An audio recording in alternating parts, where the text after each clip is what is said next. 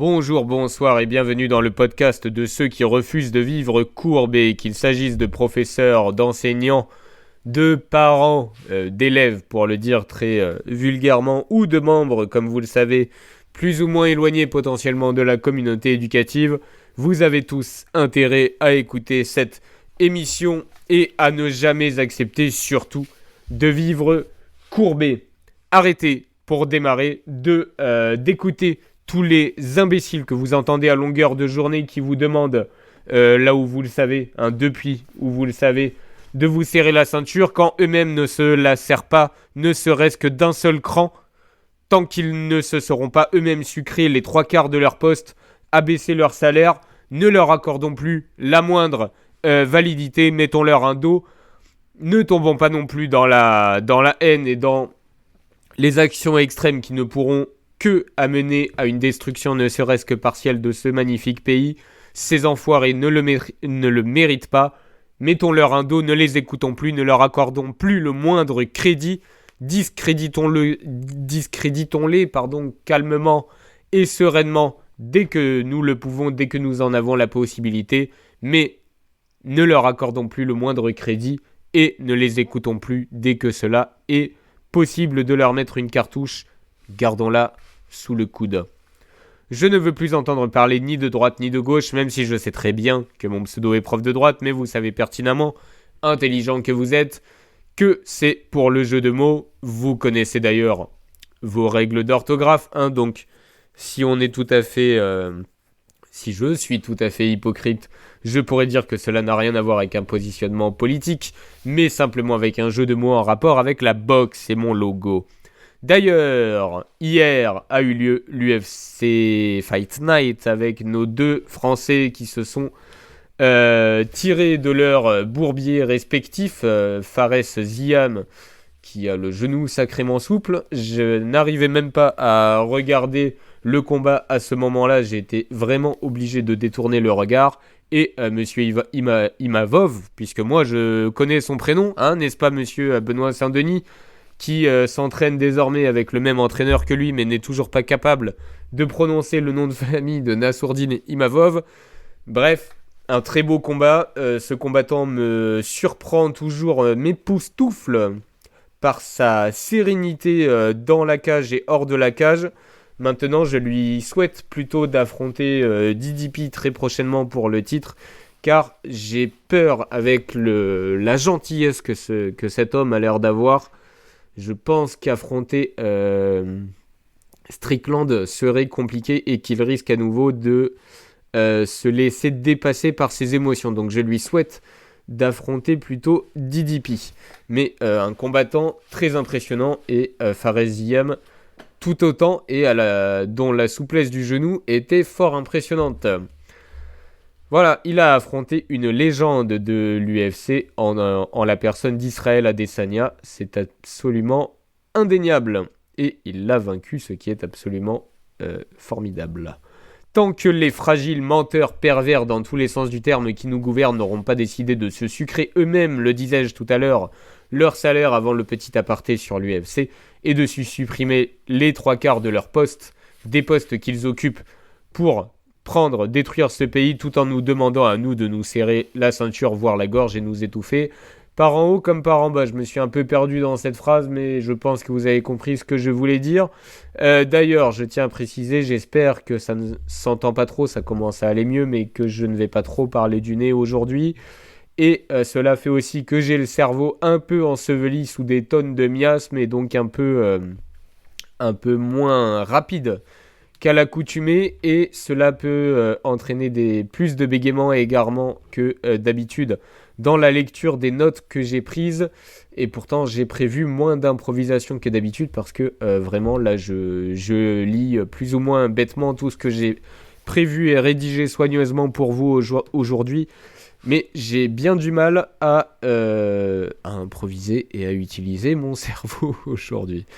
Alors, je disais sur cette pauvre démocratie qui s'écroule, j'en arrive à un point où je commence à être en accord avec monsieur Étienne Chouard, que vous connaissez peut-être, que je ne peux que vous enjoindre au moins à écouter lorsqu'il dit que nous devrions déjà commencer par nous coaliser pour renverser toutes ces merdes et ensuite voir ensemble ce que l'on installe pour remettre, quel que soit le régime sur lequel on se met en accord, voir ce que l'on installe. J'ai longtemps été en désaccord fort avec cela, mais aujourd'hui, je commence à ne plus l'être. Et pourtant, encore une fois, je suis en désaccord avec Monsieur Chouard parce que je pense en tout cas que lui, il a la chance, la naïveté.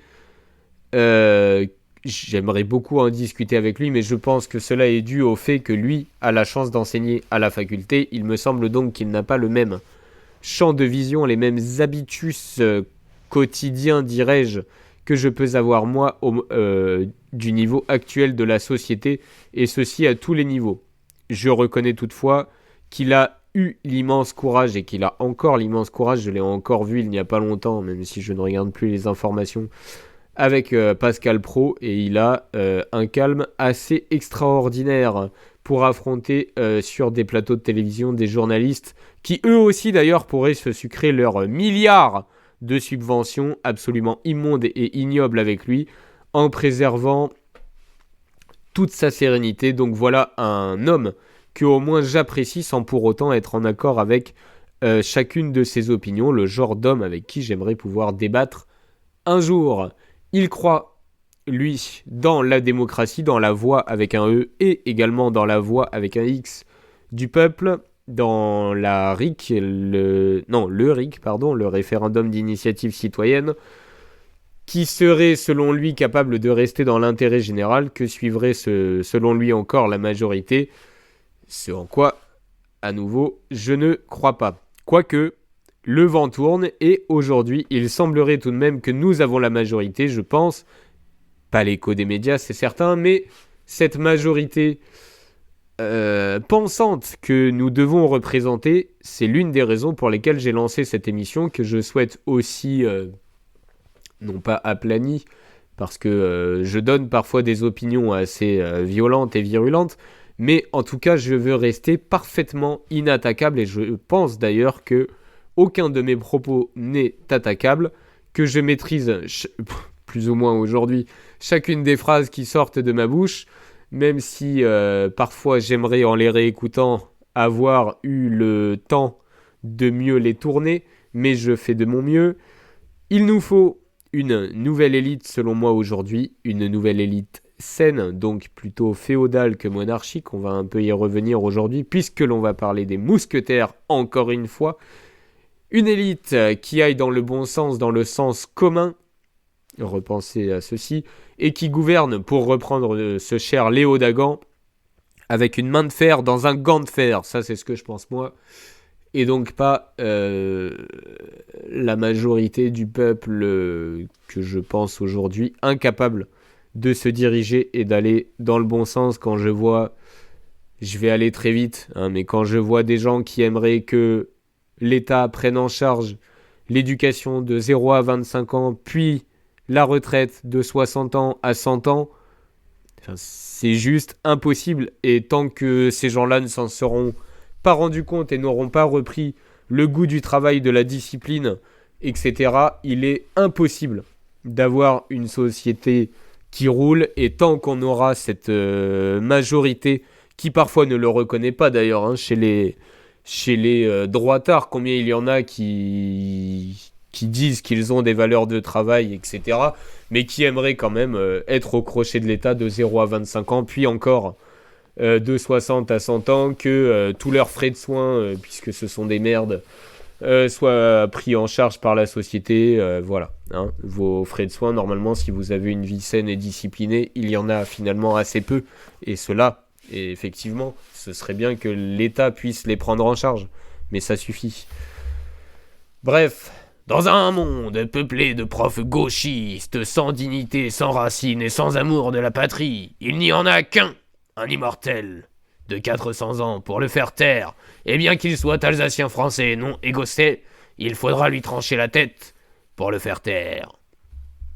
Bon, je m'éparpille beaucoup aujourd'hui, j'en ai bien conscience, mais le cerveau n'est présent qu'à moitié. Nous sommes dimanche 2 février, c'est le 4e épisode depuis le début de l'année 2025. Et voilà, pour finir, dans les notes que j'avais en pré-introduction, j'avais noté « Il nous faut un roi chevalier ». Donc quand je vous dis que voilà... est-ce qu'il faut vraiment que je détaille cela? C'était par rapport à... Oh, je ne sais même plus, je vais dire une bêtise. Mais... ou je ne sais même plus de quel film ça vient. Oh là là, c'est terrible aujourd'hui. Mon cerveau est capoute. Comme me disait un de mes parents d'élèves en me parlant de son fils, en me disant « Ah, aujourd'hui, Benji, pour lui donner un autre prénom, il est capoute, il peut pas venir à l'école. » Bon, ok, il nous faut un roi chevalier, donc en tout cas, il nous faudrait à la tête de ce pays quelqu'un qui a mené des batailles, et non pas quelqu'un qui n'a pas la moindre foutue idée de ce qu'est la France et de son fonctionnement réel, voire peu de connaissances de l'histoire de ce pays. Autre point que j'ai noté dans ma pré-introduction qui décidément n'a absolument aucun sens et il faudra que je revienne sur tous ces points peut-être dans le prochain épisode quand mon cerveau sera de retour. La température du globe a gagné 1,2 degré depuis 1850 et donc la pré-industrialisation. Il faut donc peut-être arrêter d'hurler à la catastrophe surtout à l'échelle de la seule France. Et ceci pour occulter les vrais sujets. Les mers de plastique, l'appauvrissement des sols, ça ce sont des vrais sujets d'écologie qui seraient extrêmement intéressants.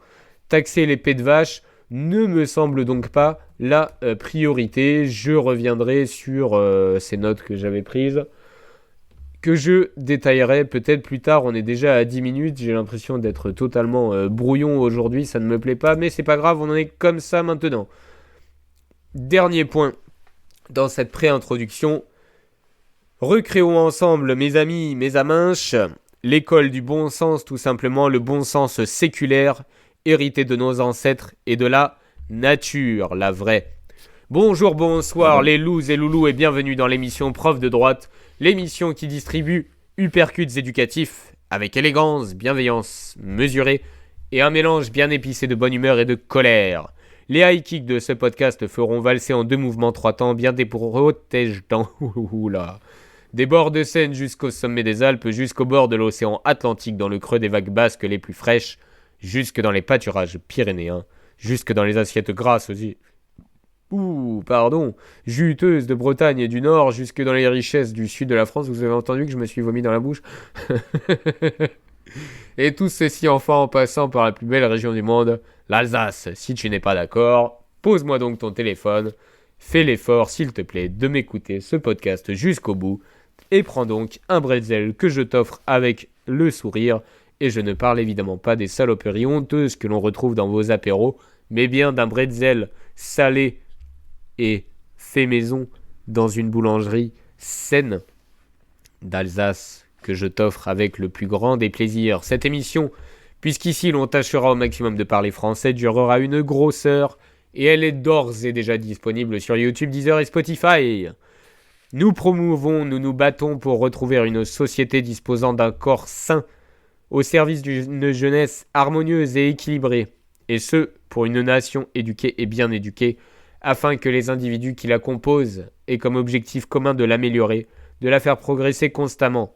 Un vocabulaire éloigné donc de celui utilisé actuellement par les enseignants. Pas grave, cela viendra, j'ai foi et confiance. Cette émission est d'un point de vue personnel également un excellent exercice afin de hiérarchiser et ordonner mes pensées pour faire entendre en anonyme, pour le moment du moins, une voix de prof comme vous n'entendez jamais. Je m'astreins donc à une discipline de pensée et de transmission non seulement à mes élèves de par mon métier hors antenne, mais à vous également. Je vous présenterai mes opinions réfléchies, les valeurs que je partage et défends, afin que les parents, rappelons, comme à chaque fois que la famille est la première éducatrice de notre jeunesse, futurs parents, profs et tous les membres de la communauté éducative ou même les curieux et il est bon de l'être, et les anciens que je salue, sachent ce que vivent ou vivront les enfants et ce que vivent les profs également à l'école. Nous aborderons les vrais problèmes de l'éducation des enseignants tout en défendant tout ce qu'il y a d'autre de valable et de vertueux au sein de notre beau pays et en clamant toujours haut et fort, comme à l'accoutumée, que les profs ne sont pas les plus à plaindre d'une part et sont en plus responsables en grande partie de la merde dans laquelle ils sont parfois aujourd'hui, d'autre part. J'ai une prosodie fort différente de celle que j'ai d'habitude, mais c'est pas grave, ça vous changera. Nous rappellerons... Décidément, c'est pas mon jour. Nous rappellerons aux profs la notion de neutralité politique. Vous me direz que je ne la respecte pas toujours, certes. Loin s'en faut, mais vous êtes des adultes responsables capables de vous faire vos propres opinions. Personne ne vous enjoint à gober tout ce que je déblatère sans y réfléchir. Bien au contraire, j'espère une écoute active. Vous êtes personne majeure, vous êtes capable de vous forger tel forgeron. Et c'est en forgeant que l'on apprend à devenir forgeron. Progresser donc. Personne ne vous enjoint à gober tout ce que je déblatère. J'espère de votre part une écoute active, encore plus lorsqu'il s'agit, pour certains, de la part de certains, de bourrer le crâne d'enfants de valeurs antinaturelles. Ça, c'est l'un des combats que nous menons ici. Cela a un nom, manipulation d'esprit en cours de formation, ou pire, et plus simple, pédocriminalité. Il va falloir réapprendre à forger l'esprit critique de la communauté enseignante comme des élèves, retrouver valeurs et vertus perdues ou en voie de perdition. Voici nos combats essentiels. Ne cédons pas aux modes et aux pseudo-dictates moraux aux conséquences catastrophiques sur notre jeunesse. Montrons plutôt la voie à la future génération. Pour résumer en mots-clés ce que vous retrouverez dans cette émission: promotion du goût de l'effort, du travail, défense de la beauté de notre pays, discussion, aiguisage, on aiguise un couteau mais on aiguille son prochain pour le remettre dans la bonne voie. Je cherche à faire les deux pour vous, à aiguiser vos sens, vos valeurs et vos vertus, et à vous aiguiller afin de retrouver le chemin pour atteindre tout cela. Nos esprits critiques, adoption d'une mentalité positive sortie de la torpeur, négativité, pensée unique, passage à l'action. Podcast salé sans langue de bois, vous l'entendez déjà, qui aura pour but ultime de lutter contre le nihilisme ambiant dans notre beau pays, de faire évoluer l'école, pourquoi pas notre société. J'ai beaucoup d'espoir pour ce podcast. Point de fausse modestie, je souhaite que cette émission nous permette d'aller progressivement vers un modèle bien plus sain. Elle sera bien entendu préparée en amont, mais je ne ferai pas de travail de redécoupage, vous l'entendez bien assez dans cette introduction, je m'en excuse aujourd'hui. J'ai d'autres projets à mener à bien dans cette vie, j'espère que vous pardonnerez donc les bégaiements, égarements nombreux aujourd'hui. Prise d'eau et de caféine lors de l'enregistrement pour l'authenticité que cela apportera à l'émission, qui je l'espère aura, au-delà de cela, beaucoup à vous offrir. Plan de l'émission du jour. Aujourd'hui, les châtiments corporels à l'école. Deuxième partie, reparlons encore des Trois Mousquetaires. On va avoir bien des choses à dire. Troisième partie, un article scientifique lié à cette notion de châtiment corporel. Quatrième partie, une citation. Cinquième partie, un mot. Puis nous conclurons en beauté cette émission et nous sommes partis.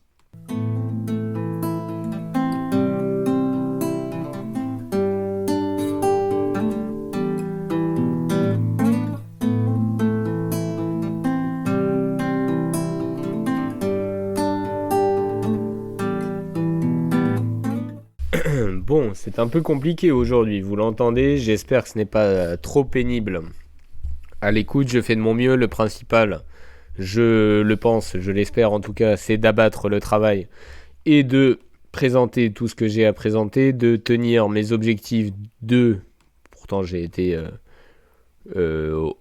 optimiste et généreux dans l'objectif de seulement 21 épisodes dans l'année, on est déjà au 4e à peine.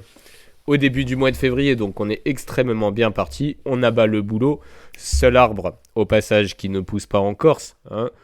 Il faut bien que je balance des petites crottes de nez de temps en temps pour l'humour, et puis parce qu'après on va aborder un sujet qui n'est pas des plus rigolos, donc là je me lâche un tout petit peu, et que dire d'autre, oui en plus la Corse je n'en parle pas dans ma petite introduction, je vous oublie un peu parce que je n'ai pas encore eu la chance d'aller visiter l'île de Beauté. Il faudra que je remédie à cela au plus vite. Et pareil, de la même manière, le Jura est une région que je ne connais pas du tout, ce qui est fort triste, j'en conviens. Je remédierai bientôt, incessamment sous peu.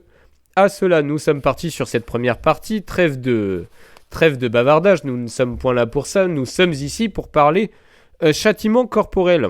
Je vais vous présenter un développement sur l'évolution des châtiments corporels dans le système éducatif français, en remontant aux origines médiévales, en passant par la Troisième République et jusqu'à nos jours. Nous aborderons enfin la situation actuelle et dans quelques autres pays en discutant des avantages et des limites de ces pratiques ainsi que des débats contemporains sur leur interdiction. J'ai déjà dit plusieurs fois que je suis totalement opposé au châtiment corporel envers les enfants, pas aux punitions et pas au fait de leur montrer, alors je suis désolé, c'est le terme qui me vient en tête tout de suite, de manière patriarcale, puisqu'il faut des termes choquants, hein, voilà. Ça y est, vous avez votre terme choquant. De manière patriarcale qu'ils ne peuvent pas faire n'importe quoi et qu'il faut leur mettre des limites. Mais en revanche, toute notion de châtiment corporel, pour moi, c'est un non catégorique. Ce qui n'empêche pas que à chaque fois me vient la question qui ne m'est jamais arrivée pour le moment dans mon métier d'enseignant. Mais je sais que c'est déjà arrivé à certains de mes collègues. Comment gérer un enfant qui frappe tous les jours, en permanence, de manière incontrôlée et incontrôlable, ses camarades, l'enseignant et insulte. Et je vous assure que bon, c'est extrêmement rare, hein, soyons bien clairs, mais je sais que ça arrive actuellement cette année à l'une de mes collègues, qui n'est pas du tout du genre à se laisser faire. Hein. Donc cet argument-là est absolument hors de propos. Mais donc voilà, je n'ai pas de réponse. Que faire face à un élève comme ça, surtout quand je vous laisse imaginer qu'il n'y a absolument pas de soutien réel de la hiérarchie, juste des mails disant bon courage. Quelle horreur. Donc voilà, j'aimerais beaucoup avoir des retours, comment gérer cela. C'est à la limite, il faudrait une chambre capitonnée pour un élève comme ça. Et une, comment appelle-t-on ça, une camisole de force. Enfin, c'est terrible pour un enfant de 8 ans, mais absolument incontrôlable des échos que j'ai de mes collègues et de cette collègue-là en particulier. Bref. Allez, éducation au Moyen-Âge, rôle des moines. Au Moyen-Âge, l'éducation est principalement dispensée par le clergé. On en avait déjà parlé, notamment les moines dans les monastères et les écoles cathédrales. Les méthodes pédagogiques incluent régulièrement des châtiments corporels pour corriger, selon le terme approprié, mais qui, selon moi, encore une fois, est totalement inapproprié, et maintenir la discipline, qui, encore une fois, peut se faire sans cela, et doit se faire sans cela même. Justification religieuse même, les châtiments corporels sont justifiés par des préceptes religieux, considérés comme nécessaires pour corriger les penchants naturels de l'enfant et le guider vers la vertu. Bien. Deuxième partie. Éducation grecque antique. On a déjà dit qu'il y a eu finalement assez peu d'impact sur l'éducation en France, hein, puisque la France, de toute façon, ne naît véritablement qu'au 5e siècle avec Clovis. Idéal du kalos kagatos, dans la Grèce antique, l'éducation vise à former des citoyens équilibrés, alliant beauté physique et excellence morale, je vous l'ai suffisamment répété. Ou parlons pratique de la pédérastie. La pédérastie, relation éducative et parfois érotique pour être poli entre un homme adulte et un jeune garçon, est répandue. Elle est distincte bien sûr des châtiments corporels, cette pratique soulève des questions importantes, bien sûr, sur les limites de l'autorité éducative et les abus potentiels. Bien qu'on pourra dire que c'était culturel et que ce n'était pas vu comme des abus. Enfin bon. Voilà. Du XVIIe au XIXe siècle. En France, les pratiques disciplinaires, châtiments corporels, le fouet, la férule sont couramment utilisés dans les écoles françaises pour maintenir l'ordre et encourager l'apprentissage.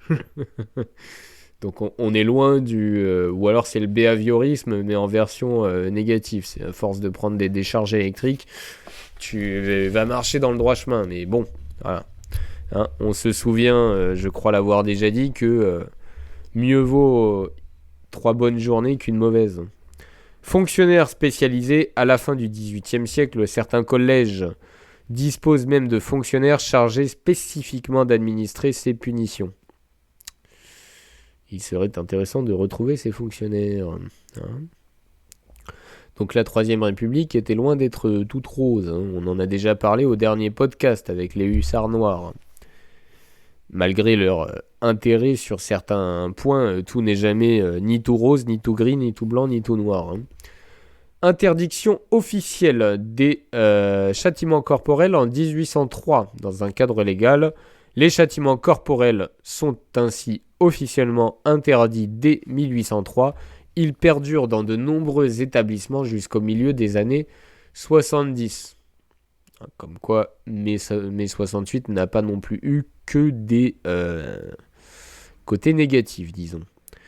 La Troisième République de 1870 à 1940, pour vous rappeler un peu votre histoire. Réformes éducatives, la Troisième République met l'accent sur une éducation laïque, gratuite, obligatoire. Les châtiments corporels ne sont plus officiellement promus, mais restent une pratique courante. Les mentalités évoluent progressivement. Pardon.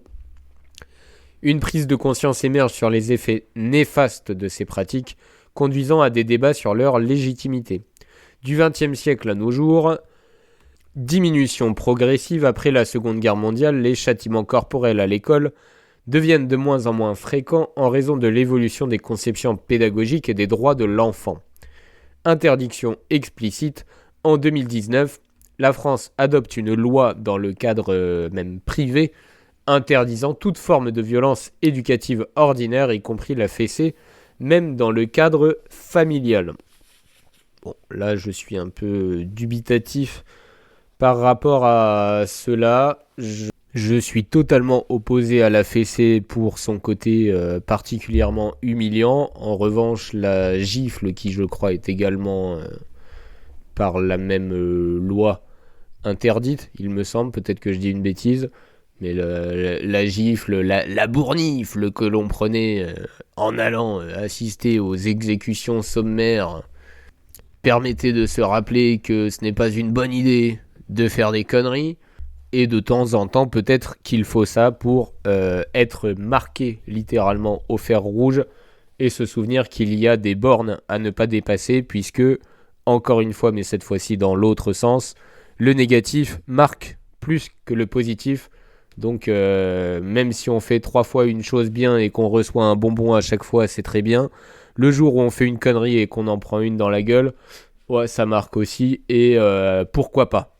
Voilà, mais je suis totalement ouvert à ce débat-là, et en tout cas, je suis absolument opposé dans le cadre de l'éducation à toute forme de châtiment, quel qu'il soit, corporel.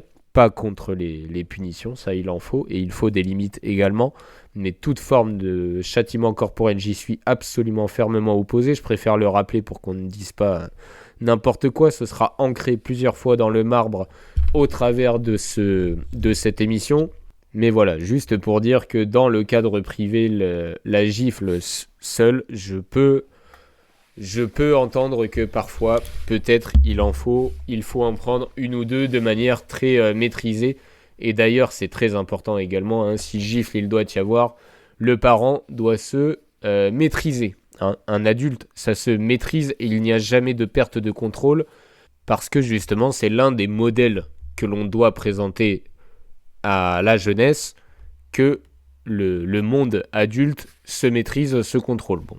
Vous me direz, ça, c'est le monde idéal, parce qu'aujourd'hui, ce n'est pas le cas. Hein. Il suffit d'ouvrir vos réseaux sociaux pour cela, hein, ou de regarder quand même un peu les news et autres. Et bon, malheureusement, ce n'est pas le cas, mais justement, hein, pourquoi pas penser à un monde un peu plus idyllique, et même faire croire aux enfants que les adultes se maîtrisent, se contrôlent. Et peut-être qu'on arrivera par cela à justement un monde un peu plus en contrôle. Bref, je me répète beaucoup, j'en ai bien conscience. J'essaye, je suis obligé de temps en temps d'essayer d'improviser, d'aller plus loin, de casser un peu les lignes du plan que j'ai préparé.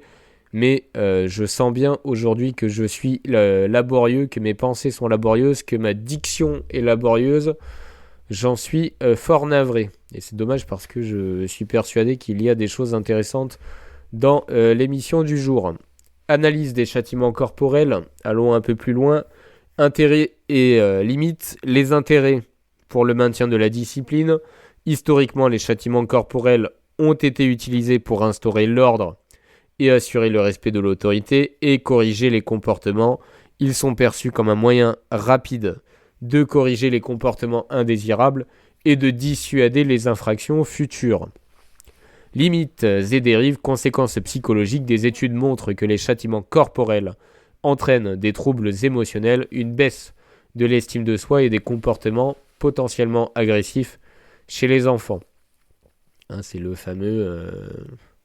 la fameuse reproduction du schéma parental. Si les châtiments corporels ont dépassé les limites, et bon, c'est toujours dépassé les limites de toute façon, ce sera reproduit par l'enfant lorsque lui-même deviendra adulte. Voilà. Ou c'est de manière plus soft, ça marche aussi, et c'est pour ça que c'est tout à fait discutable. El famoso, moi je suis bien éduqué, j'ai pris 3 ou 4 gifles dans ma vie, ça m'a pas fait de mal. Bon, peut-être que c'est un argument qui se discute. Inefficacité éducative selon certaines études. Plutôt que de favoriser une compréhension des règles, ces punitions corporelles peuvent inciter à la dissimulation et à la peur, entravant le développement moral de l'enfant. Abus potentiel, il existe un risque de dérive vers les abus physiques beaucoup plus graves, surtout en l'absence de cadre réglementaire clair et en présence d'adultes incapables de se maîtriser. Toujours la même chose.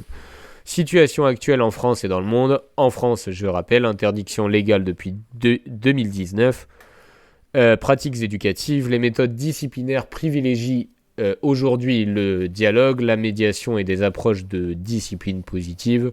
Vous le connaissez certainement si vous avez des enfants. On demande beaucoup plus aux enfants aujourd'hui lorsqu'ils ont fait une bêtise, de réfléchir à leur bêtise. Pourquoi était-ce une bêtise ? Qu'est-ce qu'ils auraient pu faire plutôt que de faire cela ? Et comment peuvent-ils réparer leur erreur ? Voilà. En général, avec des enfants qui ont une bonne éducation, qui ont fait une bêtise, parce que ça arrive quand même, c'est le principe de la jeunesse, ça suffit très largement. Le problème, c'est quand il n'y a pas de suivi à la maison, qu'il y a trop de laxisme, etc. C'est comme tout, il nous faut un juste milieu, tout simplement. Pays interdisant les châtiments corporels. Selon un rapport de 2010, 108 États ont interdit les châtiments corporels à l'école. Pays les autorisant encore, 89 pays autorisent encore ces pratiques dans leur cadre scolaire. Et aux États-Unis, les châtiments corporels sont interdits dans les écoles publiques de 31 États, mais restent autorisés dans 19 autres, principalement dans le Sud. Voilà pour quelques chiffres pour votre culture générale, pour voir qu'il y a un peu plus d'un tiers des États des États-Unis qui autorisent encore les châtiments corporels à l'école. Deuxième partie, j'avais dit que je n'en reparlerai pas tout de suite. J'avais promis que j'allais en reparler, mais j'avais dit pas tout de suite. Et finalement, j'ai partiellement menti puisque nous allons en reparler tout de suite. Il se trouve qu'en feuilletant les réseaux sociaux, je suis tombé sur cette parodie de mousquetaires qui va sortir, où les mousquetaires, justement, vont se retrouver joués par des femmes grimées en hommes. Et nous allons parler de ça aujourd'hui. Et au passage, 2e tome des aventures de nos chers mousquetaires, les vrais, les hommes. Et donc le 2e tome, 20 ans après, publié par Alexandre Dumas en 1845 et que j'ai enfin terminé. Et quand je dis enfin, c'est pas un enfin de soulagement. J'ai adoré la lecture de ce 2e tome et j'ai d'ores et déjà commencé la lecture du 3e. Je m'excuse, j'ai touché le micro, j'espère que ça n'a pas fait de bruit. Dans cet ouvrage, l'auteur plonge les lecteurs dans un XVIIe siècle déchiré par les tumultes de la Fronde, une période de révolte et d'incertitude politique au cours de la Régence. En renouant avec les 4 héros 20 ans après leurs aventures initiales, Dumas explore des personnages plus mûrs, plus complexes, mais toujours unis par une amitié indéfectible. L'énergie qui traverse le roman, avec ses scènes d'action haletantes, Ses dialogues incisifs et son souffle épique se mêlent à une critique sociopolitique qui résonne encore aujourd'hui. Pourtant, certaines adaptations modernes comme ce dernier film, Toutes pour une, trahissent profondément l'esprit de l'œuvre originale, à tel point que l'on aurait pu croire que c'était une petite parodie se trouvant sur YouTube, mais non, c'est financé par vos impôts. Problématique, comment Dumas fait-il de 20 ans après une fresque à la fois héroïque, politique et humaine, et que nous dit cette œuvre sur notre époque et sur la réception contemporaine de ce monument littéraire? Première partie, La Fronde, un contexte historique au service de la dramaturgie. La Fronde, c'est un moment de chaos politique et social. Dumas situe en effet cette œuvre, 20 ans après, dans le contexte tumultueux de la Fronde, une série de révoltes contre l'autorité royale sous la Régence. Avant Louis XIV, donc Louis Croix-V-Bâton. Non, pardon, Louis Croix-Bâton-V, excusez-moi. La régence d'Anne d'Autriche et du cardinal Mazarin. El famoso Mazarini. Ce contexte historique n'est pas qu'un décor, il structure l'intrigue, oppose les personnages entre eux et reflète l'érosion du pouvoir monarchique. Le roman est situé historiquement dans une France qui a existé. Mazarin, un personnage clé et détesté. Il incarne l'ambiguïté politique, manipulateur, avare, fin stratège, mais italien. Il n'a ni la majesté ni l'autorité de Richelieu avant lui et du formidable duo qu'il formait avec Louis XIII. Il est haï du peuple et même méprisé par les élites, ce qui préfigure la fragilité du pouvoir absolu. Son enlèvement par les mousquetaires symbolise la vulnérabilité d'une royauté qui vacille. Anne d'Autriche, entre intrigue et affaiblissement royal, ces jeux de pouvoir affaiblissent la couronne et accentuent le fossé entre la monarchie et le peuple. Elle est puissante, intelligente, forte, mais hors de son temps, hors sol, et si cela vous fait penser à nos élites, sachez que c'est normal. Dumas montre une reine déconnectée, multipliant les manœuvres politiques inefficaces et suscitant l'exaspération populaire. L'impact de la Fronde sur les mousquetaires. La Fronde divise au départ du moins les 4 héros, reflétant la complexité des enjeux politiques. Athos et Aramis s'engagent du côté des frondeurs, tandis que D'Artagnan et Porthos restent fidèles au roi et à Mazarin. Sans le soutenir pleinement, D'Artagnan par devoir de bon soldat, Porthos pour une promesse de baronnie qui lui tient à cœur. Cette scission est le fruit de leurs valeurs respectives. Athos et Aramis, sensibles à l'idéal de justice et aux revendications des nobles frondeurs, s'opposent au pouvoir en place, du côté du roi, loin du peuple, de manière tout à fait assumée. Vous vous souvenez de la citation que j'avais donnée, que Dumas a fait sortir de la bouche d'Athos, disant qu'il n'était pas réellement, pas du tout même, du côté du peuple. D'Artagnan et Porthos sont plus pragmatiques, ils choisissent la fidélité à la monarchie, bien que Mazarin leur inspire peu de respect, puisqu'il est italien. C'est une blague. Une amitié qui transcende les divisions politiques. Malgré ces divergences, Dumas montre que l'amitié des mousquetaires surpasse les querelles politiques. Après s'être affrontés dans des scènes mémorables comme la bataille où Athos croise le fer avec D'Artagnan, ils finissent par en rire, illustrant leur maturité et leur humanité. Cette capacité à dépasser les clivages idéologiques est une leçon intemporelle sur la force des liens humains. De manière très française, ils se moqueront des élites, des deux côtés, du duc de Beaufort fraîchement libéré, à Mazarin en passant par le futur Louis XIV qui n'est alors qu'un gosse. L'énergie des mousquetaires et l'épuisement de leur vitalité. Des exploits physiques surhumains, les mousquetaires accomplissent des missions qui les poussent à leurs limites physiques et mentales. Dumas insiste sur leur endurance exceptionnelle. Des voyages éreintants, des combats incessants, des privations. Ces hommes paraissent indomptables, traversant la France en pleine guerre civile pour accomplir leur devoir. Leur énergie est le reflet de leur passion et de leur loyauté, mais elle a un coût. Et je vais illustrer cela par le symbole des chevaux épuisés. Cela revient à plusieurs reprises dans les 2 premiers tomes à tout le moins. Dumas utilise les chevaux comme une métaphore puissante de l'épuisement des héros, de leur énergie vitale et de de leur énergie qui les pousse à tout transcender pour aller jusqu'au but de leur mission, jusqu'à leurs objectifs. Les chevaux, montures fidèles mais sacrifiées, meurent souvent d'épuisement dans le roman.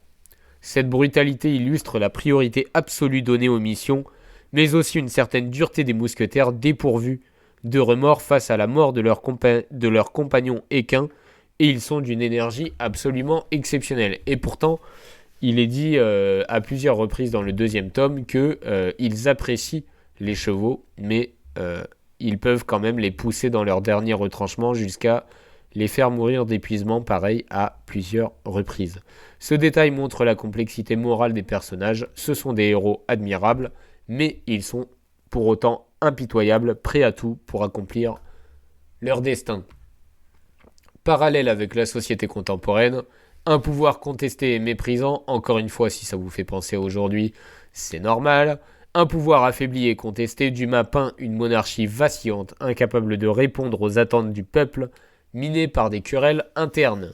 Ce contexte résonne avec notre situation actuelle, une méfiance généralisée envers les élites politiques, déconnectées et méprisantes. Coucou la cérémonie d'ouverture des JO et Marie-Antoinette décapitée et chantant, parce que j'ai déjà dit ce que j'en pense. Pour moi, c'est une élite actuelle de la République qui ne se rend pas compte que si elle continue à déconner, et encore une fois, je ne le soutiens pas, ça risquerait de lui arriver. Un mécontentement populaire qui, comme lors de la Fronde, s'exprime par des révoltes sociales et une remise en question de l'autorité. Une critique de l'arrogance et de la déconnexion. Mazarin, avec son avarice et son mépris des frondeurs, incarne cette figure du pouvoir détesté par le peuple. Cette caricature pourrait trouver des échos dans la classe politique contemporaine, accusée d'arrogance et d'inaction face aux crises. Et encore une fois, s'ils voulaient nous prouver qu'ils sont là face aux crises, je leur donne des solutions pour nous montrer qu'eux aussi font leur part du job. Les parallèles avec les mouvements sociaux récents, gilets jaunes, grèves, etc., gna gna gna, sont frappants. Un peuple en colère face à une élite perçue comme sourde. Une critique acerbe de l'adaptation moderne, toute pour une. Un contresens historique et narratif. Le film Toute pour une traduit à la fois le contexte historique et l'essence même des mousquetaires. Et j'ai fait un mauvais lapsus parce que j'ai dit traduit, mais non, trahit. Le film Toute pour une trahit le contexte historique et l'essence des mousquetaires. Méconnaissance historique, les mousquetaires étaient une institution masculine. On n'est même pas comparable à, il y a eu effectivement un samouraï noir au Japon avec les polémiques d'Assassin's Creed. J'en ai rien à foutre. Mais voilà. Un samouraï noir a existé. Au Japon, il n'y a jamais eu, en revanche, la moindre femme mousquetaire. En revanche, à l'époque de Dumas, de nombreuses figures féminines fortes existaient.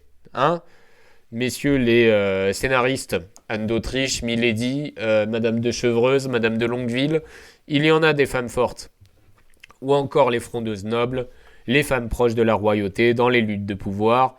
Elles avaient des rôles différents, souvent tout aussi marquants.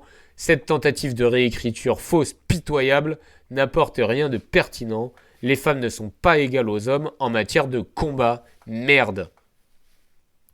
Une dénaturation des personnages, là où Dumas célèbre l'énergie, la camaraderie, l'honneur, la force, l'énergie masculine, ainsi que l'héroïsme, le film dilue ses valeurs dans une caricature grossière et, je le répète, pitoyable. Une adaptation irrespectueuse financée à tort.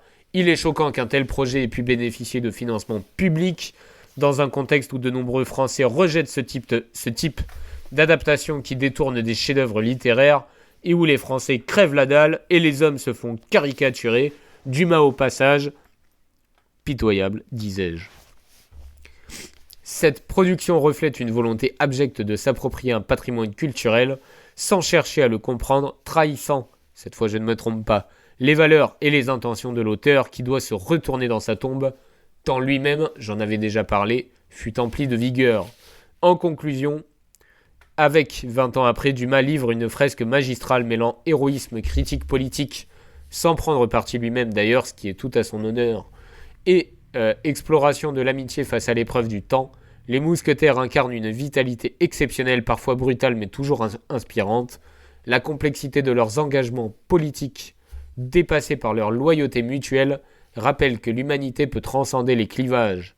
Enfin, face aux adaptations modernes qui déforment ce chef-d'œuvre, il est essentiel de défendre le réel héritage littéraire et l'esprit de Dumas.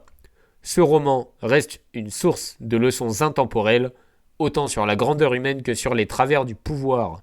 Il faut le lire, et je vous ferai cette année, foi de fanboy d'Athos que je suis, le résumé du 3e tome. Je finis avec quelques petites réflexions en vrac sur ce développement. Je tiens à préciser que la France de cette époque était une société de classe avec des valets, des rois, des mousquetaires, et il était assez peu possible de changer de classe. Les valets dans les 2 tomes restent des valets et les mousquetaires restent des mousquetaires, mais l'un des valets devient un grand bourgeois, Bazin, si je ne m'abuse, mais dans tous les cas, même en étant un néo-bourgeois et même très haut placé dans cette nouvelle bourgeoisie, ils se restent les uns aux autres infiniment fidèles.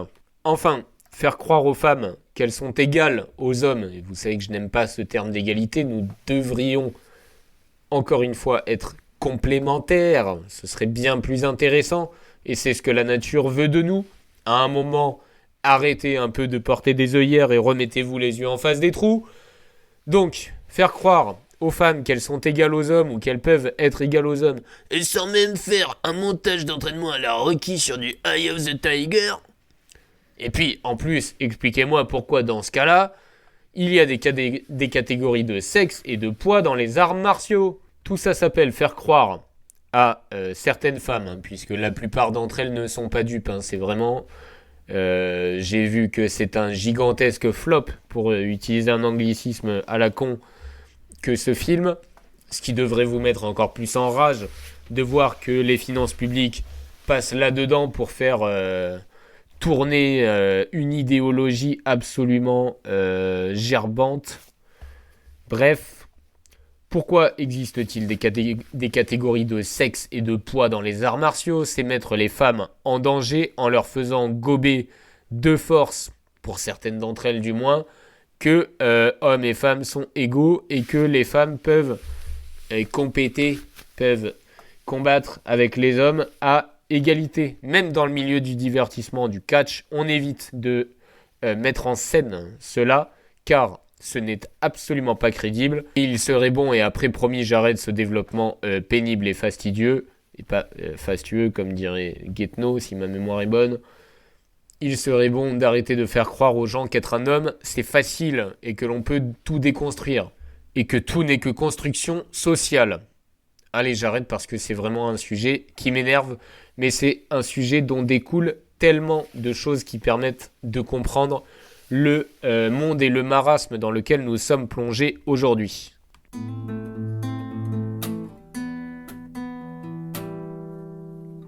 Petite revue d'un article scientifique pertinent selon moi sur le sujet des châtiments corporels et leur impact sur le développement des enfants. Cet article est intitulé « Châtiments corporels sur les enfants, conséquences légales au Canada ». Il offre une analyse approfondie des effets des châtiments corporels et des débats associés. Cet article, publié dans la revue de l'université de Moncton, ou Moncton, j'ignore comment ça se prononce, tout dépend si on est au Québec ou dans la partie anglophone du Canada, examine les conséquences des châtiments corporels sur les enfants, tant du point de vue psychosocial que légal. Il s'appuie sur une revue des études récentes pour évaluer l'efficacité et les impacts de ces pratiques disciplinaires. Les principaux points abordés sont les suivants. Efficacité des châtiments corporels. L'article souligne que les châtiments corporels sont non seulement inefficaces, mais qu'ils posent également un risque important d'effets préjudiciables à court, moyen et long terme. Aucune étude n'a démontré que ces punitions étaient plus efficaces qu'une autre méthode de discipline ou qu'elles avaient un quelconque effet positif à long terme. Conséquences sur la santé et le développement mental notamment. Les châtiments corporels peuvent entraîner des impacts négatifs sur la santé physique, mais surtout mentale des enfants. ainsi que sur leur développement futur. Ces pratiques sont associées à des troubles émotionnels, une baisse de l'estime de soi et des comportements agressifs. Cas légal au Canada, l'article analyse l'article 43 du Code criminel canadien qui permet aux parents et aux enseignants d'utiliser une force raisonnable à des fins disciplinaires. Cependant, la jurisprudence récente limite cette défense, rendant son application pratiquement inapplicable. Intérêt de l'article dans le débat sur l'éducation et le développement des enfants. Cet article est pertinent car il combine une analyse des recherches scientifiques sur les effets des châtiments corporels avec la perspective légale. Il met en évidence le consensus croissant sur les effets néfastes de ces pratiques et souligne l'évolution des cadres juridiques visant à protéger les enfants. Mini aparté ici, ce n'est pas moi qui vais vous dire de toujours suivre la loi. Le jour où une loi vous demandera de vous jeter par la fenêtre ou que plus possible, qu'il faudra pour que vous ayez le droit de sortir, que vous vous fassiez vacciner 5 fois avec des produits que vous ne connaissez pas, qui ont été mal étudiés et sur lesquels nous avons peu de recul. Ce n'est pas moi qui vous dirai de les suivre, je pense que vous l'avez bien compris. Mais pour le coup, c'était tout de même intéressant. En conclusion, l'article Châtiment corporel sur les enfants, conséquences légales au Canada, offre une contribution significative au débat sur l'utilisation des châtiments corporels en éducation. Il fournit des arguments solides en faveur de l'abandon de ces pratiques, au profit de méthodes disciplinaires non violentes bénéfiques pour le développement sain des enfants. Et il est tout à fait possible de mettre des limites claires et définitives à des enfants sans en passer par cela. Ce n'est absolument pas nécessaire. Lorsque la famille suit, à tout le moins.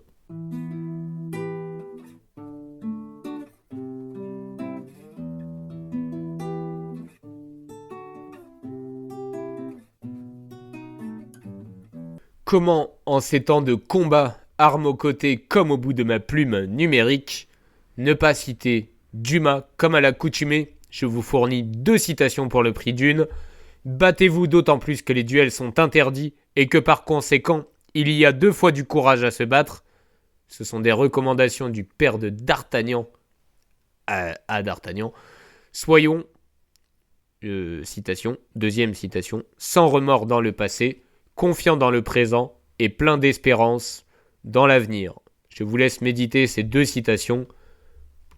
Retrouvons la capacité à nous battre pour nos idéaux, et se battre ne signifie pas forcément prendre les armes, mais peut-être faut-il être prêt à le faire.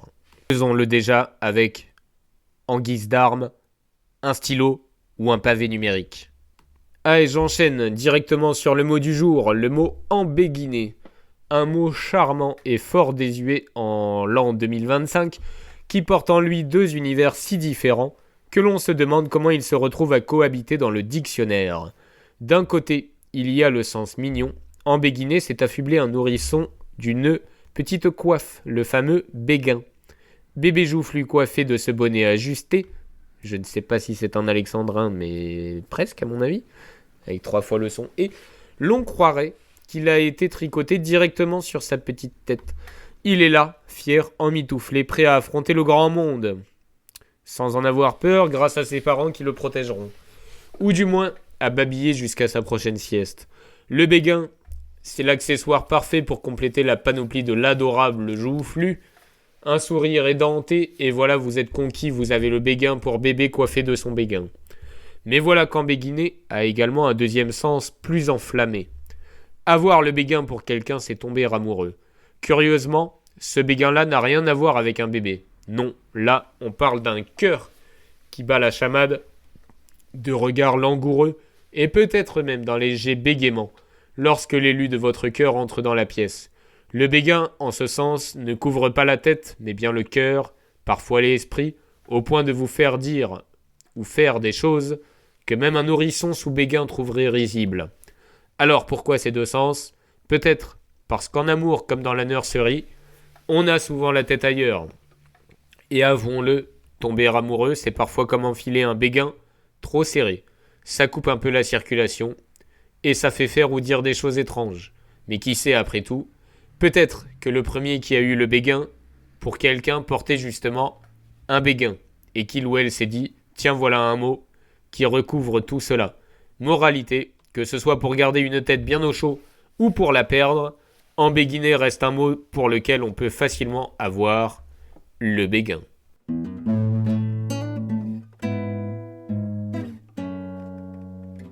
Parents, comme à chaque fois, votre rôle est d'inculquer des valeurs saines, de laisser vos enfants être naturellement curieux d'apprendre, d'enrichir leur monde, de veiller à leur sommeil, leur alimentation, le temps d'écran, et de communiquer avec son prof ou leur prof. Notre rôle à nous, enseignants, il est bon de le rappeler, est avant tout d'aider à la formation de valeurs saines, naturelles, et en premier lieu, la curiosité. Plus tard, majeure, ils feront leur choix personnel, avec une base solide et un esprit critique affûté, telle une lame de rasoir.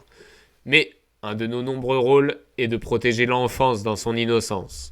Donnons-leur du savoir, apprenons-leur à être avec l'aide de leurs parents, de l'ensemble de la communauté éducative. Et enfin, notre plus bel objectif sera de les aider à savoir devenir.